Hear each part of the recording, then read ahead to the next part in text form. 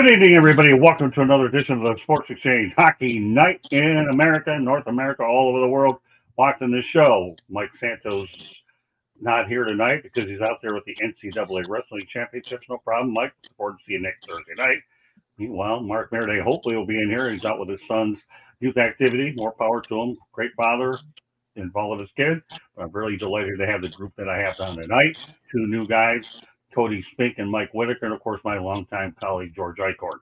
First of all, I'm going to turn over to Cody to my right. We're going to be talking hockey. The title says it all. Who's hot, who's not in the National Hockey League.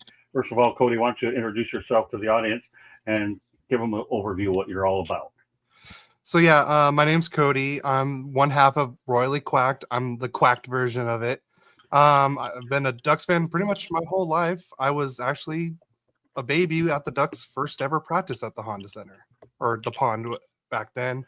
But yeah, so me and my dad started this podcast about a little over a year ago, and you know he's the Kings fan and everything. So we do live streams every Saturday. We just have so much fun, and who else gets to say they get to do a weekly podcast with their father every week? Great stuff. You made a great Father's Day story for sure with your son. I had a lot of great times with my dad playing ball, and it was just unbelievable. Okay, the next new member of our group is Mike Whitaker, who came by as George Eichhorn. Mike, let's hear a little bit more about you. Well, I've been a diehard Red Wings fan for the last almost 25 years now. I was even telling George last night when we got together that Red Wings won the Stanley Cup in 1998. That was the year that Vladimir Konstantinov was injured, giving him the Stanley Cup in his wheelchair. That was actually all on my 9th birthday. And so that pretty much got me hooked from that point on. And I've been fortunate enough to be covering the Red Wings live in person since the start of 2018. Various organizations, starting with Detroit Sports Media, then followed by FanDuel Sports, and currently now with the Detroit Monitor, South Florida Tribune, Motor City Tribune.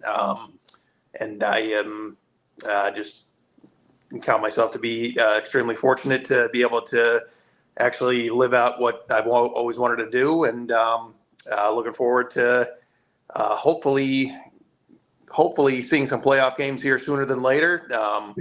Obviously right now that's kind of up in the air, but it really depends on how they kind of finish out the season here. So, well, as a publisher of the platform, I'm so glad Cody and Mike, I have both of you on my team. George has been on my team forever. Yeah. So I'm really glad that you guys are part of the team, and look forward to you guys being on it for as long as you want to be. Our goal is just simply entertain and have fun and keep it real, and that's what we're going to do. With that said, I don't have to introduce George Eichhorn. We're going to get right to it. We know the NCAA tournament is going on right now, but it doesn't matter. People are talking hockey, and this is meaningful hockey that we're talking about. That's why the title is Who's Hot and Who's Not in the National Hockey League. So I'm going to go down the list of all these teams and their records. You don't have to respond to the records. I'll have a question at the end of each one. And basically going to the 10 games. Carolina Panthers are 8-2. They won 7 straight. Montreal 7-1-2. They won 1. Ottawa Senators 7-2-1, won 6 in a row. Colorado Avalanche 7-2-1. They've won 1. St. Louis 7-2-1, won a game. Dallas Stars 7-3, won a game. Or no, actually they lost 1. Excuse me. The Dallas Stars 7-3, lost 1. Florida Panthers 7-3, they lost 1. They play the Columbus Blue Jackets tonight out in Ohio. The Vegas Golden Knights, as everybody knows, are 6-2-2. They, of course, were shut out by the Red Wings on Sunday, and they've lost 1. Winnipeg Jets 6-3-1, won 2 in a row, and of course the Tampa Bay Lightning are 6-3-1. I'll get to the not in a moment, but so all you guys, I'm going to ask you, which team do you like the best of this group? Cody, I'll lead it off with you. Well, since the Ducks got completely slacked by St. Louis the other night, I mean, they looked good, but the Ducks never play good in St. Louis against them. But I mean, the way Bennington's looked since the Four Nations and everything like that, like you could just he's like a third defender out there sometimes, the way he could play the puck. So I like the way St. Louis is playing right now. All right, what about you, Mike? I mean, right now, I'd still say right now the hottest of the bunch is probably Colorado. I know that they lost last night, but I know that that also broke 9 straight games with at least a point. I think it was something like 8-0-1 they were. It was a game against the Maple Leafs last night, and they actually lost on a pretty fluky play in which Leafs defenseman tried to clear the puck down the ice, and it actually bounced right off of a referee, right onto the stick of a Leafs forward who was just happened to be going down the ice, and he goes and he snipes a shorthanded goal directly as a result of the puck going off of the referee there. I mean, I've been there. My team has been burned like that before, and I think it kind of happens to everybody at least once. And so, but yeah, like I said, I believe that was their first regulation loss in at least the last 10 games. So, I mean, Colorado's going to be right there. I think when everything is said and done, I know that despite the trade of Mikko Rantanen, they've gotten some good pieces in return. And any team that has Nathan McKinnon and Cale Makar on their team, they're always going to be dangerous. So, All right, George. Well, from the East, I'm really impressed with Carolina. Their Wings have been struggling against Carolina whenever they play the Hurricanes. And they're at, 33-19-4. They got 70 points right now in the Metropolitan. And they're in second place. Obviously, it goes without saying that Florida, to me, again, is showing how deep they are. And they've been playing very good hockey lately. Ottawa's another one.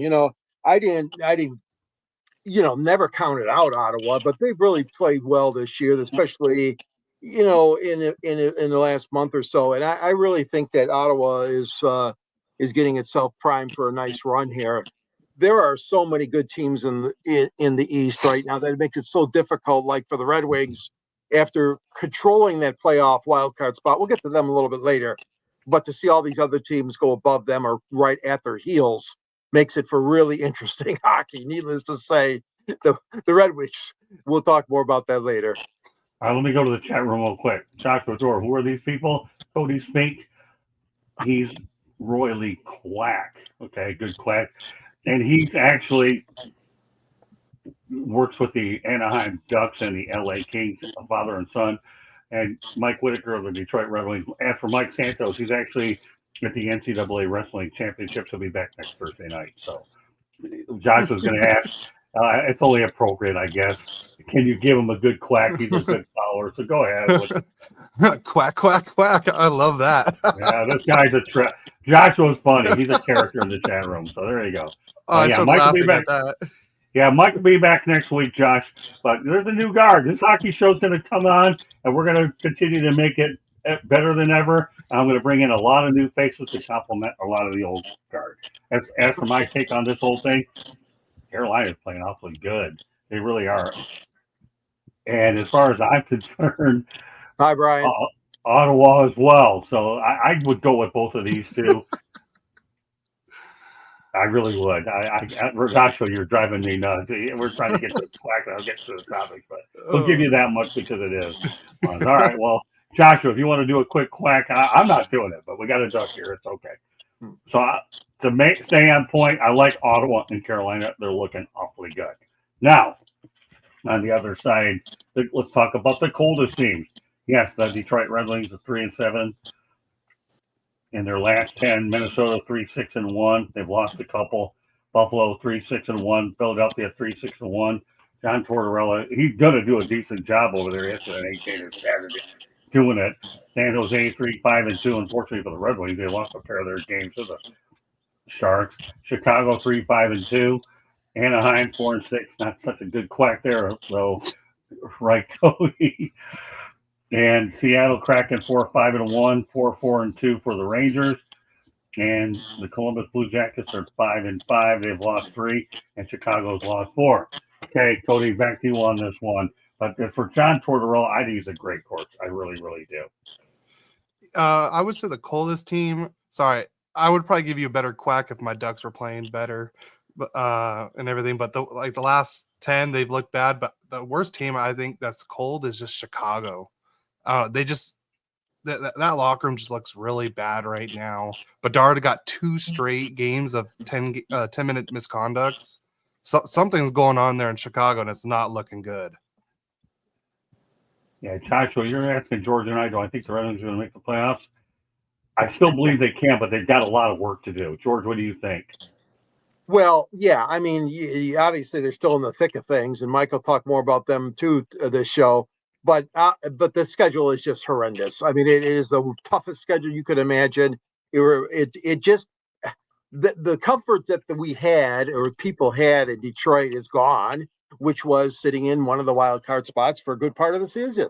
But anyways, if they're going to do it, they're going to have to play some damn good hockey. Let me just leave it at that. Good enough. All right. Well, with that said, let's transition over to Mike Whitaker, and maybe you can add a little bit more definitive information for Joshua. Who's curious about it. I think the Red Wings have a lot of work to do. You cover the team on a more consistent basis, Mike, than we do. What's your take on it? It's very, very reminiscent, unfortunately, of exactly what took place at this time of year last year.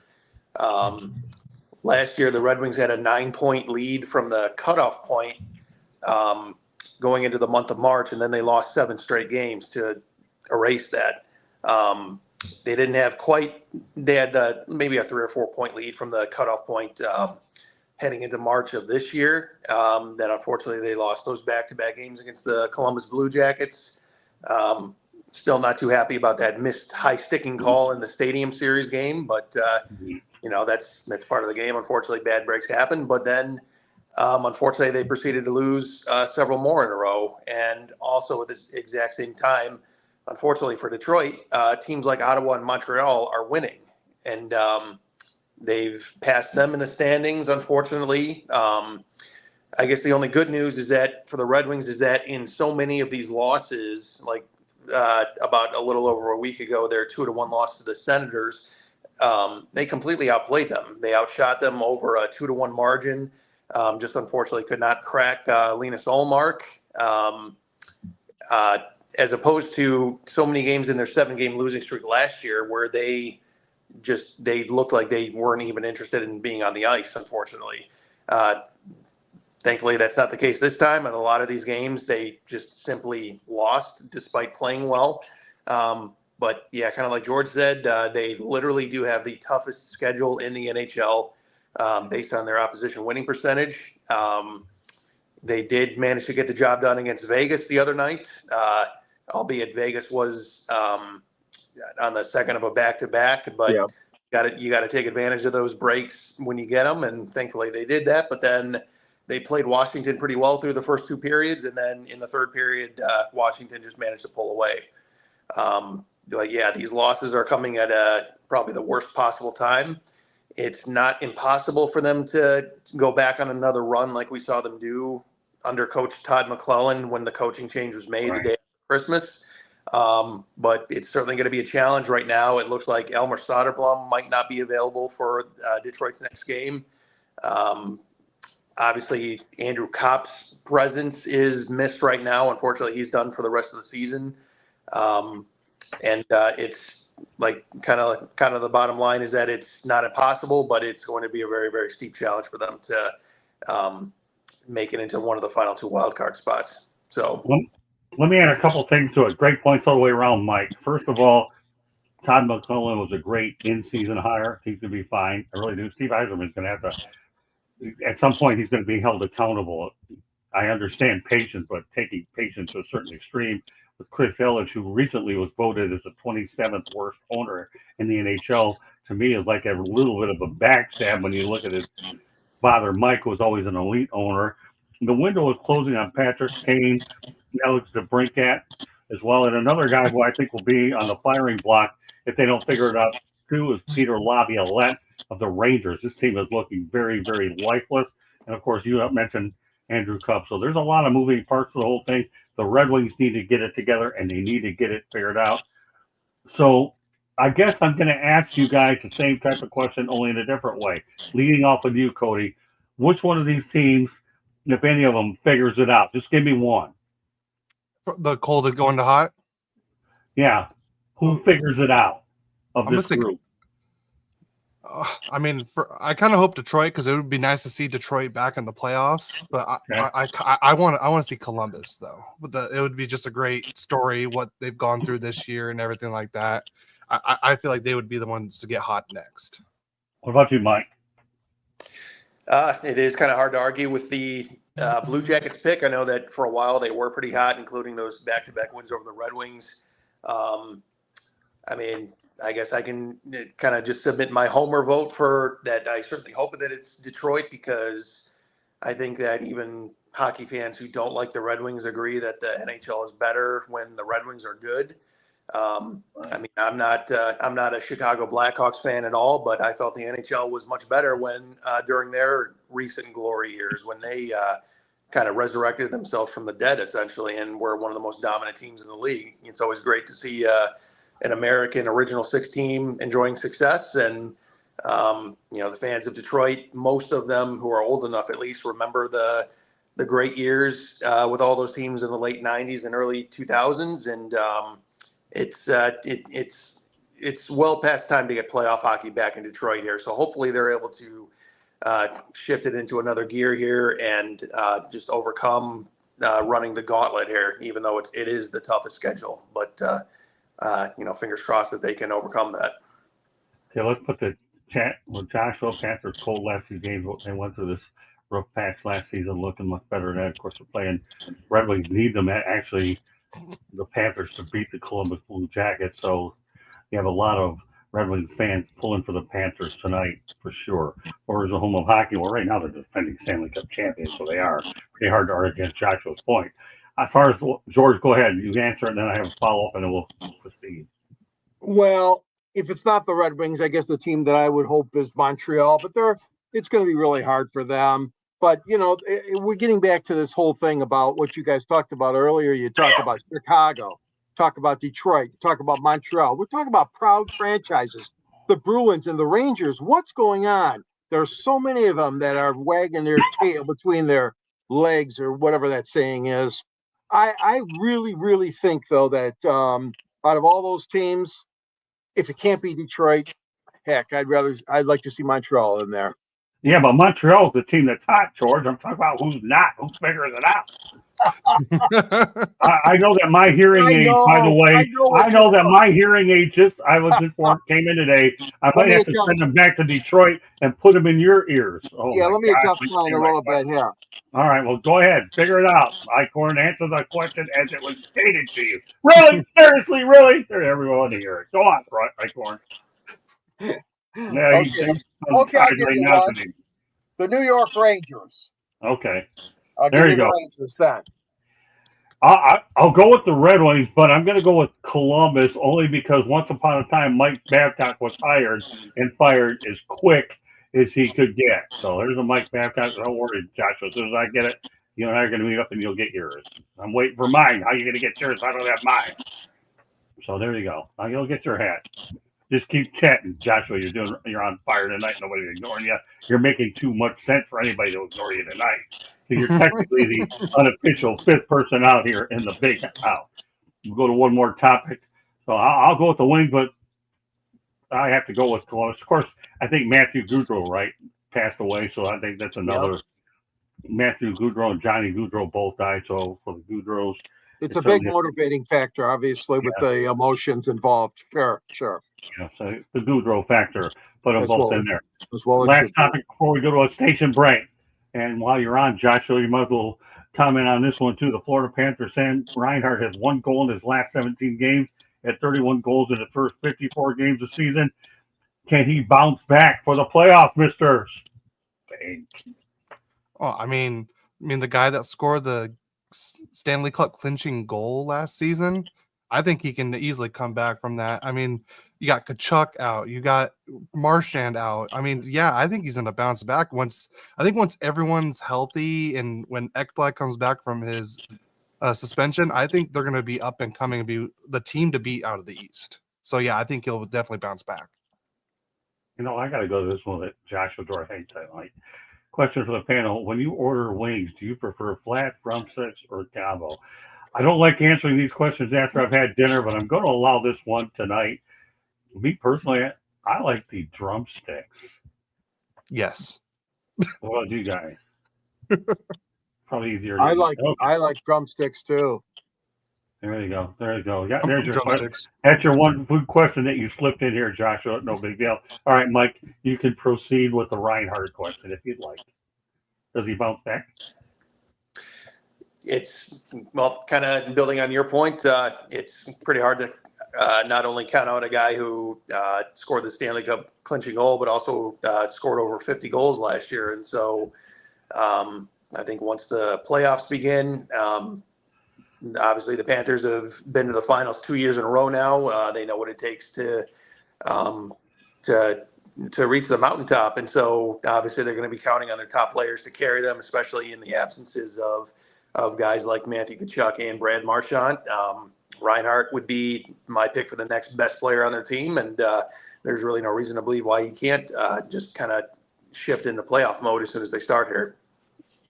What about you, George? And by the way, Joshua, I could go with the combo too. I wouldn't mind being able to have them both, but I'll flip it over to George. Great point. But I'm done talking through tonight, Joshua. I really am. But I'll let you get this one in there. Well, And he's yeah. watching this while the Panthers are playing, so I got to give him this too. Yeah. I mean, Reinhardt leads them in scoring. He's got 72 points.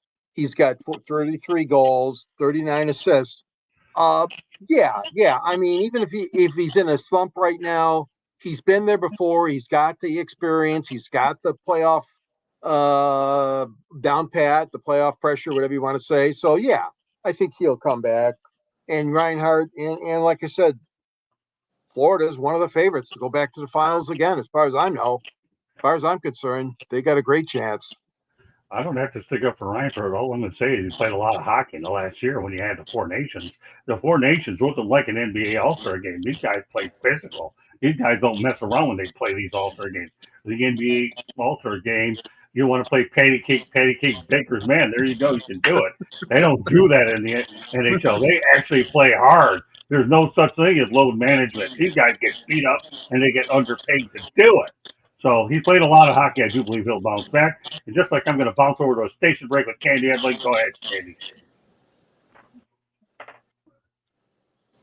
You are listening to the South Florida Tribune YouTube channel. If you see that red subscribe button, hit it, like us, share us with all your friends and family. The South Florida Tribune Publishing Company published a book, Lessons from the Microphone, Tuning into the Enduring Wisdom of Visionary Leaders. It is written by our host, Scott, the Motor City Madmouth Morganroth. And the foreword was written by none other than the other panelist here, George Eichhorn. It talks about Scott's 40-plus years in the business and how it has changed and evolved. It's available on Amazon, Barnes & Noble, Kindle, Google, and Apple Books. There's also a link on our website, www.southfloridatribune.com, where there is a link to our merchandise store, as well as a plethora of great content. Go check it out. If you like to listen to podcasts, you can find us wherever you get your podcasts. Monday nights, we talk baseball. Tuesday nights, we talk football. Wednesday nights, just never know. Thursday nights, we talk hockey. And then you never know what we're going to be talking next on Fire Up. So stay tuned to find out. If you want to advertise, call Scott, 954-304-4941. And if you want to be a guest or have topic ideas, email us at southfloridatribune@gmail.com. Back to you, Scott. Thank you very much, Candy. And, Joshua Dorr, NBA is pathetic. Put that one up there. He's right. All you have to do is look at the numbers when the NBA All-Star game paired up against the Four Nations. But they have like 4 million people watching, I think, compared to what, 10, 11 million for that weekend. I don't know. I would say 2.5 times the amount compared. So Joshua's point's well taken. The numbers bear that situation out. 3 more topics I want to get to. We're actually 4, but we're moving along at a really, really, really nice pace here. Let's talk about Joe Veleno, being traded to Chicago for Craig Smith, Peter Mrazek. So is that enough of a return to get them over to the playoffs, Mr. Whitaker? We're going to lead off with you, my friend. Or did Steve Yzerman do enough? That trade is still a little confusing, I think, not only myself, but to a lot of people that I know and have spoken with, and not only analysts and fellow writers, but just fans in general, especially with the fact that he's under contract for next year too. when the Red Wings already have a pretty highly regarded goaltending prospect by the name of Sebastian Cossa playing with the Grand Rapids Griffins. I know that there was a lot of fans who were hoping that he would get some more playing time up here at the NHL level. The acquisition of Craig Smith, I really didn't feel too much about it either way. He's not going to be a player that moves the meter as far as offense goes. Typically been a fourth line player, penalty killing, kind of a good character guy. But there was a pretty big segment of the fan base that was disappointed that more was not done at the trade deadline. But then there's another segment of the fan base that will argue that the prices to acquire rental pieces were way too high, and that maybe Steve Yzerman did the right thing by not sacrificing draft capital for players that you don't even know are going to be on the team in a couple of months. And you look at some of the returns that teams like the New York Islanders got for trading Brock Nelson to the Colorado Avalanche. I believe they got a pair of first rounders in return, and as well as another prospect. And so the acquisition of Mrazek, that still, like I said, was a bit confusing, especially considering his stats for this season. I believe he was actually one of the lowest statistical goaltenders who had played at least 10 games this season in the NHL. People would say that, well, okay, he played on a poor Blackhawks team, but now former teammate Arvid Soderblom, who was actually the brother of Red Wings forward Elmer Soderblom, his numbers are much better. Not great by any means, but much better than Mrazek's. And so Mrazek has played decently well in his return to the Red Wings. Obviously, he shut out the Golden Knights. But then he had, in every other single game that he's played so far, there's been at least one goal that he would like back. That the game-winning goal from Pierre-Luc Dubois the other night with the Capitals, I think he would be the first to tell you he should have had that one. As far as getting them over the playoff hump, I guess that remains to be seen. We're all certainly hoping that Mrazek can kind of rekindle some of the magic that he had early in his Red Wings career when he nearly helped them upset the Tampa Bay Lightning in the first round. That was actually 10 years ago now, because that was 2015. But as far as the goaltending plan going forward, it looks like probably Alex Lyon is going to be the odd man out, because he is not under contract for next season, but Cam Talbot and Mrazek are. We'll see what Steve Yzerman decides to do, and if Cossa can potentially challenge for a roster spot in training camp in September. Overall, though, I guess my bottom line as far as the Mrazek trade goes, that one is still kind of up in the air for me, and not entirely sure what the rationale was behind that. So, Well, you know what I'm going to say, Mike? Thanks for saving me so that I don't lose my voice in that, because you fell into the GMTA category called Great Minds Think Alike on that one. I'm not going to comment anymore because you did it for me. Thank you very much, Mr. Whitaker. All right, George, you're up there. What do you think about what transpired there? Well, clearly, if you listen to the Sports Talk network of any number of stations up here in Detroit, you're going to get a thumbs down. I don't know. There's something there that I think I'm not trying to say Chris Ilitch wouldn't have allowed him to pull the string on a big trade, but I don't think Stevie saw it as, like Mike explained, the capital, they wanted so much money in return, so many good players you don't want to give up on at this stage of the season. I think that he did the best he could, but Joe Veleno just has not done it. I mean, he's been in this league, Mike, 5 years or whatever now? I mean, he's never, ever scored enough goals for my liking. But look at this Craig they got in return. Craig Smith, right? yes. Zero points so far. No goals, no assists in Detroit. Mrazek has played well. I'll give you that. I think he has. But like you were alluding to, Mike, he's got a 3.35 goals against with Chicago mostly. And that's higher than Cam Talbot and Alex Lyon. And yet Stevie wanted to shake things up a little bit in net. I believe he did. And he pulled that trade. And as far as Smith goes, I mean, they had injuries at center. They needed to get another center in here. Kopp is out for the rest of the season. and Rasmussen was hurt for several games. So I think that's why they wanted to do it. But I don't know. It's not the kind of trade that's going to put you over the top as far as making the playoffs go. I don't believe. What do you think, Cody? Well, I mean, I don't follow the Red Wings as much and everything, but I was very confused about that trade. I was like, why would they trade for another goalie when they already had two that were already signed through? Or I know Lyon was probably the best goalie that I think they've had in the last couple of years, Right. and most consistent in my opinion. I mean, he almost took Florida. He took Florida to the playoffs that one year when they made that miraculous Stanley Cup run. He was the only reason I think why they even made it in. But to bring in Mrazek, a 33, was it? I believe he's 33. I believe, age 33. Sounds about right. Why bring in another over 30 goalie like that when you got Sebastian Kosa right there in the wings? So no pun intended on that one. No, that's okay, Rose. It won't be the first time it's happened. It won't be the last. The only thing I'm going to add to this here, Mike Rasmussen has been banged up with a concussion. Get Jeff Petrie back on the blue line. Hopefully he'll help the blue line a little bit.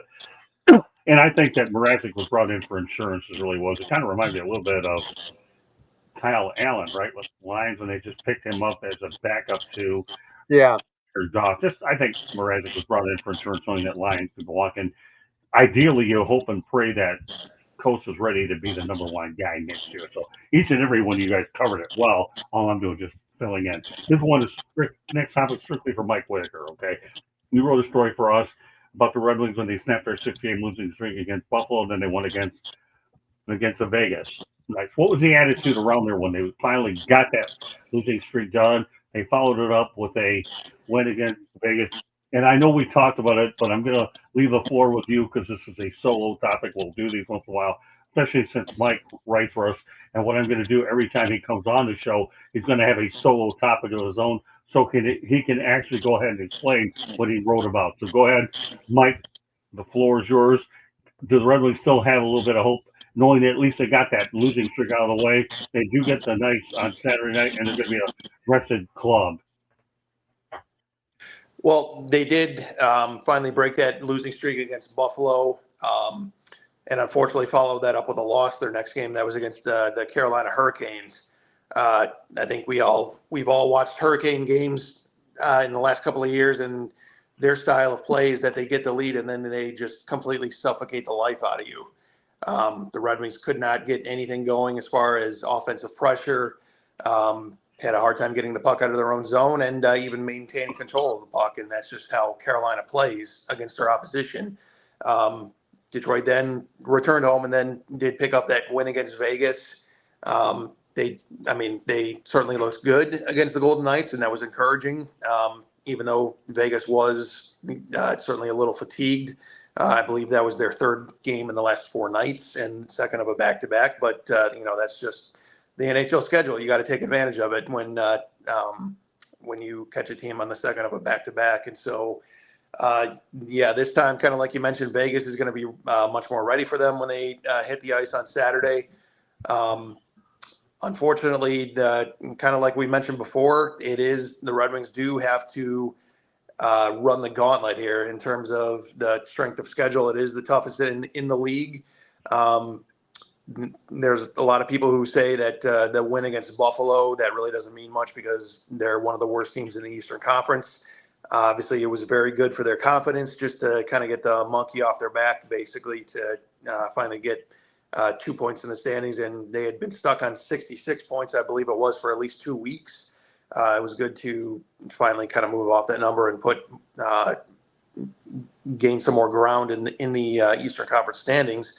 But they need to find a way to string together more consistent wins, kind of like they did in the early days under Todd McClellan when they had 2 separate 7-game winning streaks. And they beat some of the top teams in the league during that time. They weren't all just soft opponents. I mean, they beat teams like the Oilers. They beat like I said, top teams in both the West and the East. And so they've shown that they can play with anybody if they bring their proper A game. And so it's all about just putting together consistent efforts.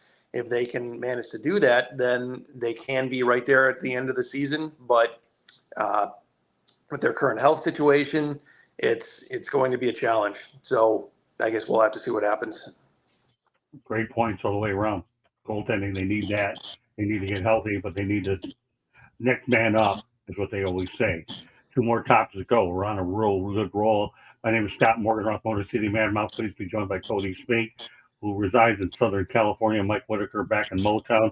George Eichhorn, Mark Murray unable to make it tonight because of a family commitment. Mike Santos is out with the NCAA Wrestling Championships. Looking forward to having him back on next week. But meanwhile, we're going to keep it rolling here and enjoy the effort that everybody's had. Everybody has some excellent opinions tonight. That have an opportunity to come up with a couple more. I'm going to talk about a money goaltender. What about Jordan Billington? Game 7, Stanley Cup final and Four Nations face-off champion. He ended up, it looks like Boston was his home away from home or at the TD Garden. What do you think, Cody? This guy, Jordan Billington, knows how to play well at Beantown. Yeah, Binnington. I was surprised when Canada announced him as the starter in the first place. And in each of the 3 games, he gave up that one soft goal and everything, and it wasn't looking good. But Canada stuck with him, and I guess he just loves playing in winner take all games in Boston. Apparently, he stopped probably the 2 biggest shots of his life in that against Matthews and Tkachuk in that OT, which I think both those shots that should have won the game for USA.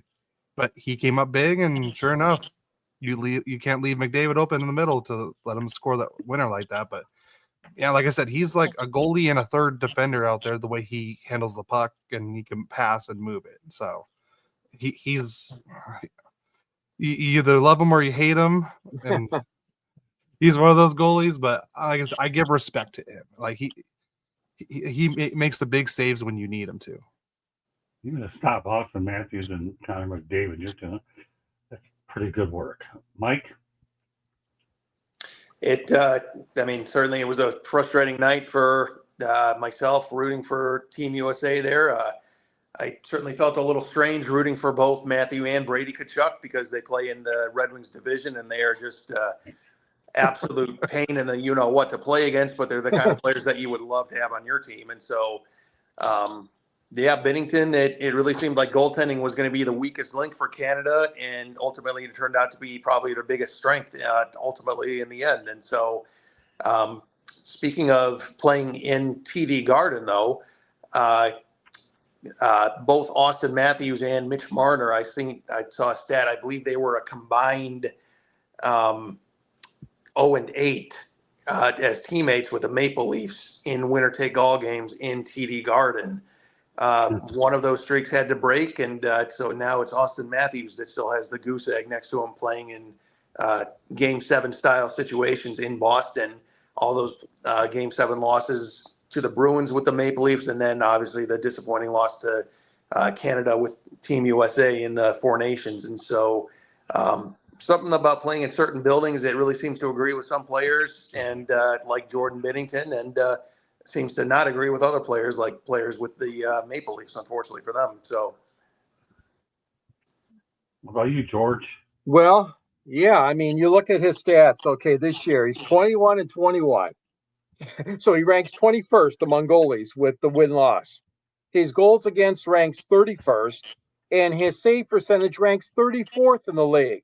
But the thing is that when you put this in front of somebody and a player, and these hockey guys, they mean it. They want to win on the world stage.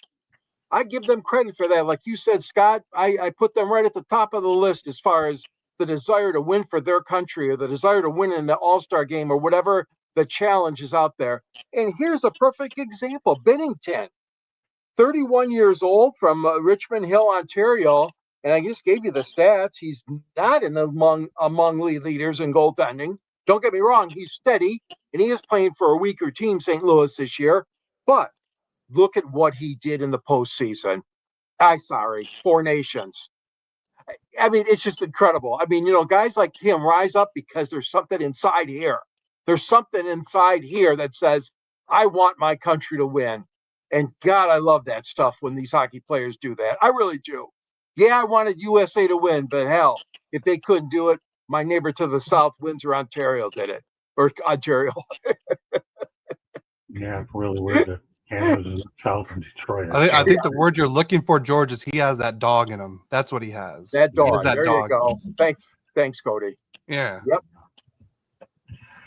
All Yeah. I'll say is the two words are money goaltender, and that's it. Yeah, that's it, Scott.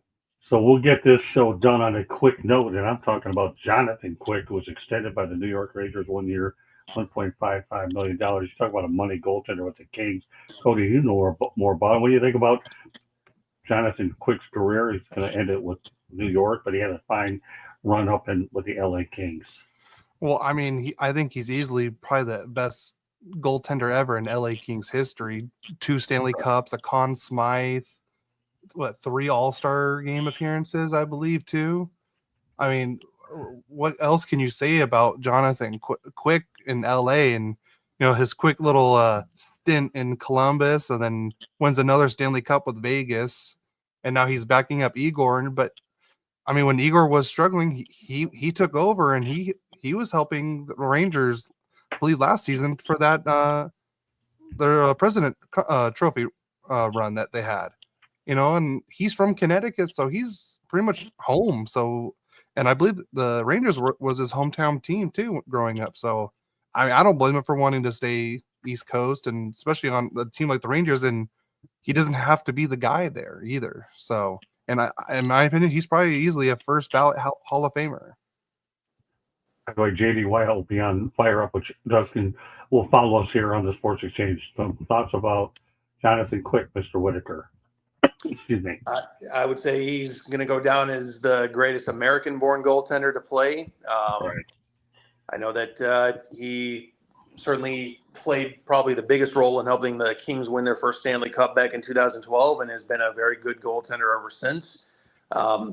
Really helped to kind of keep the Kings kind of afloat in recent years. Then they decided that it was time to move on. Obviously, he went to Vegas and won another cup, but really it seemed like he wanted to close out his career with his hometown team. I believe the team that he even grew up rooting for, kind of like you mentioned. Right. Did not anticipate him signing another contract for beyond this season, but apparently the Rangers have liked what they've seen from him, and he's got good chemistry with Igor Shesterkin. Obviously very comfortable playing the backup role now. And I guess I would say that next season is almost certainly going to be his last in the NHL, but we'll have to see what happens, I guess. George? 39 years old, Quick is, and no question about it, he's going to make the Hall of Fame. A fantastic career, like you guys have stated, 402 wins and 289 losses in his career, 2.49 goals against in his illustrious career, 63 shutouts. I mean, it is good. It is unusual, though, because he's 39. But, there's something to be said about that leadership, and that leadership that he is going to demonstrate there with the Rangers. They're a big disappointment this year, as we know the Rangers are. But Quick is he's a good man. He's a good goaltender, and obviously has all the awards and accolades that he rightfully deserves. Whether he could pull off another miracle or help them pull off a miracle and get the Rangers back into contention, I kind of doubt it. But hey, all the more power to him. He's a good guy, all-star, and obviously a Hall of Famer. Anybody want to answer Eddie Prater's question? Is he better than Mike Richter? Anybody can answer it. I don't care, one or all of you. What do you think? That's a tough one. Yeah. It is kind of a tougher one, but I mean, he's got more hardware than Richter does. Obviously, Richter only had the one cup in his career. True. But, people would people ask if Mike Richter is better than, Henrik Lundqvist. And obviously it all goes back to, one has the Stanley Cup and one does not.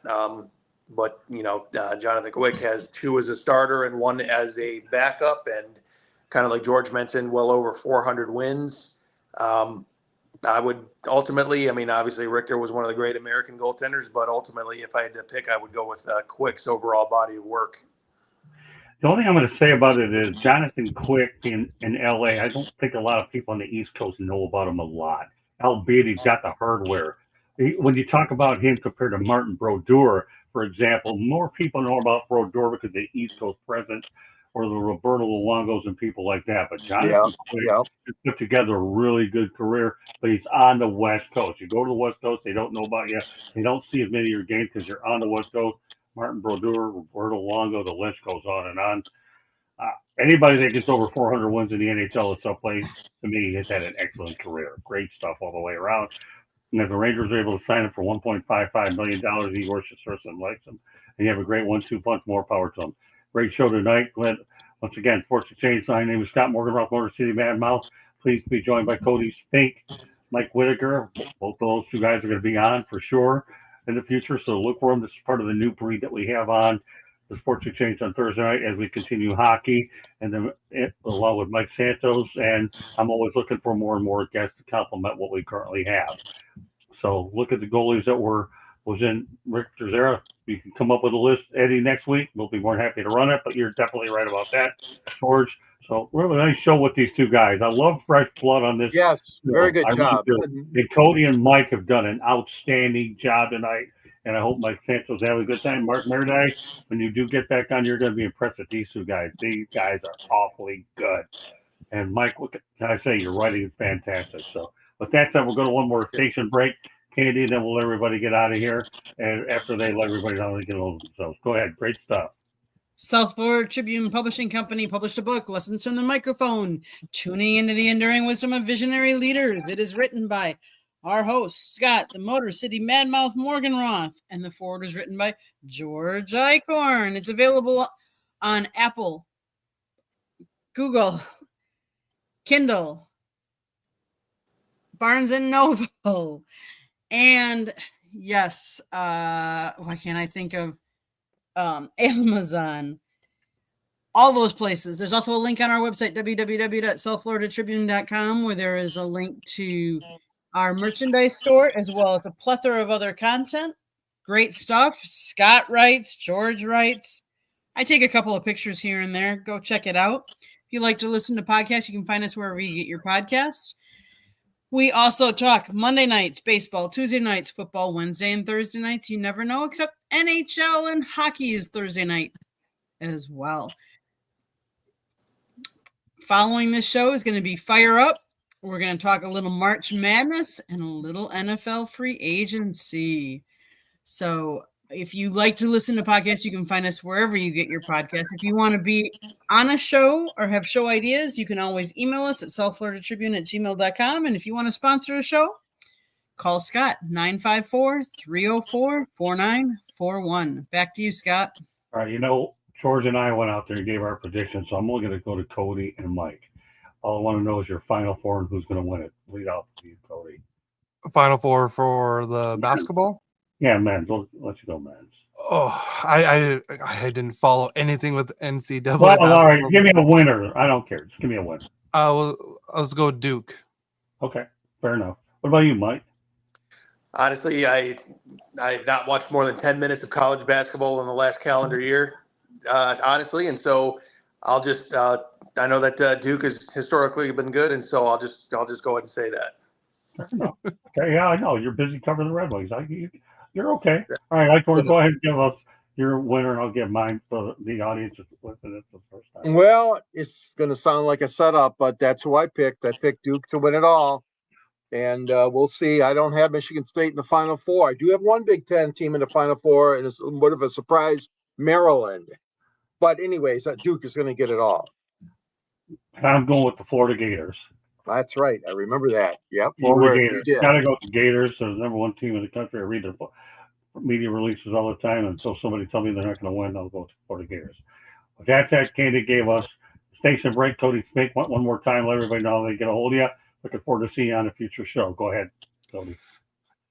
So yeah, everyone could reach us. We're on all podcast platforms. We're at Royally Quacked. As again, same thing with all the social media, Instagram, X, or Twitter, as you call it, at Royally Quacked. Me and my dad, we go live on YouTube, Twitch, and Instagram every Saturday morning at around 10 a.m. Pacific time. So feel free to join us. We talk all things Ducks Kings, and we even go over all league news as well. So, and we like to always have fun. You can watch my dad butcher all the hockey names because he can't pronounce most of them. So just join us there. Wouldn't feel too bad. Some of those names aren't the easiest to pronounce. So we'll give your dad, we'll cut your dad a little bit of slack. What Nope. about you, Mike? Let everybody know how to get a hold of you.